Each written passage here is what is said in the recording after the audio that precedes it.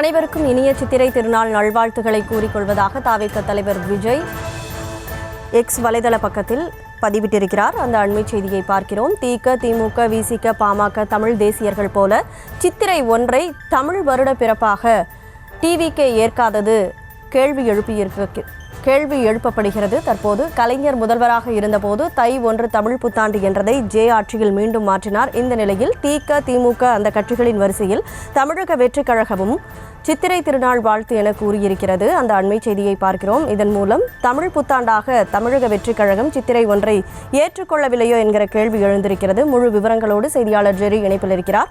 கூடுதல் விவரங்களை பதிவு செய்யலாம் ஜெரி. வணக்கம்.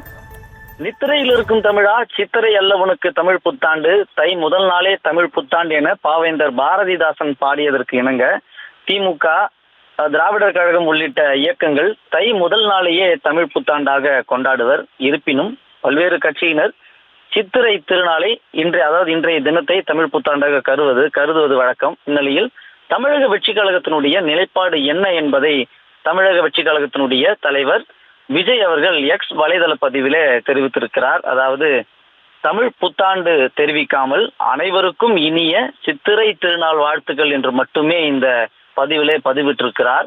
தை முதல் நாளே தமிழ் புத்தாண்டின் தொடக்கம் என்பதை 1935ஆம் ஆண்டின் திருச்சியில் மறைமலை அடிகள் தலைமையில் நடந்த தமிழர் மாநாட்டில் தந்தை பெரியார் ஏற்றுக்கொண்டார். எனவே பெரியாரை கொள்கை தலைவர்களில் ஒருவராக பாவிக்கும் விஜய் சித்திரை திருநாளை தமிழ் புத்தாண்டாக கருதவில்லை என்பது தெரிகிறது.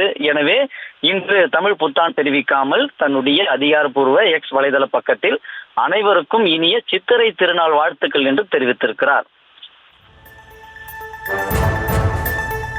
விவரங்களுக்கு நன்றி ஜெரி.